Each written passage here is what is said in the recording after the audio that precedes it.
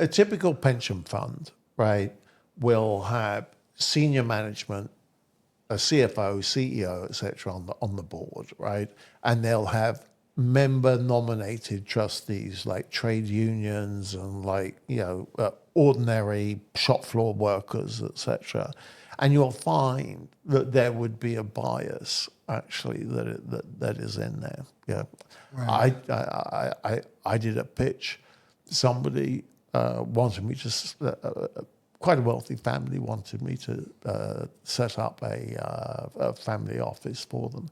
And this was actually through Mayfair Capital. This is a year ago, right? So I hadn't got the FSA or the FCA approval yet. I was going for change in control, but I was able to talk so far, right?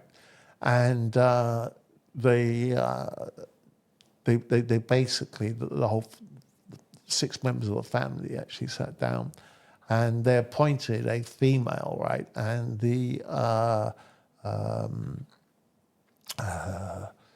headhunter, right, rang me to say, "Oh, we're delighted that for diversity reasons that we've appointed a female." I said, "Well, good luck, right? I would have appointed the best person, right? And for what they wanted, I have all the qualifications," and I knew the person that was there, right? And 4 months later, I get a knock on the door from the youngest son, who must have been mid-20s, said, "We've had a discussion. Would you become joint CIO of our family office?" Right? Yeah. And I said, "Joint with who?" And with this lady, I said, "Well, I'm going to ask you 2 questions, right? I made predictions, right, in my written submission, right, that I didn't like certain markets, didn't like currencies and whatever, right? And she lost 500 million in, some of it came back probably, right, in 6 months, which is a lot of money. How big was the fund? Or the family It was just over 10 billion pounds, right?